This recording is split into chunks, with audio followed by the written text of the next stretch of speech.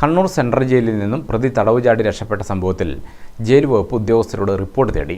ഇതിനിടെ തടവുകാരൻ രക്ഷപ്പെട്ട സംഭവത്തിലെ CCTV ദൃശ്യങ്ങൾ പുറത്തു വന്നിട്ടുണ്ട്. മുൻവശത്തെ പടികൾ ഇറങ്ങിയോടിയാണ് പ്രതി ഹർഷാദ് രക്ഷപ്പെട്ടതെന്ന് CCTV ദൃശ്യങ്ങളിൽ വ്യക്തമാകുന്നു. കോഴിക്കോട് സ്വദേശിയായ ഹർഷാദിൻ്റേത് ആസൂത്രിത ജയിൽ ചാട്ടമാണെന്നാണ് ജയിൽ അധികൃതർ പറയുന്നത്. മയക്കുമരുന്ന് കേസിൽ 10 വർഷം തടവിന് ശിക്ഷിക്കപ്പെട്ട പ്രതിയാണ് ഹർഷാദ്.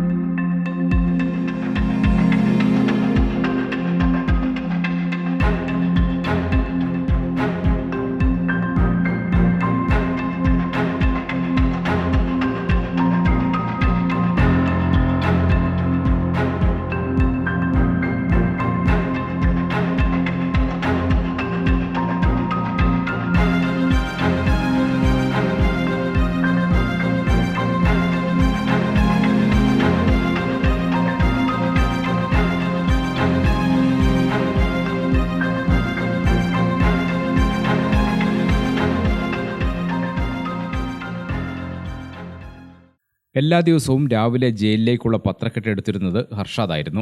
ജയിലിലെ വെൽഫെയർ ഓഫീസിൽ ജോലിയായിരുന്നു ഹർഷാദിന്.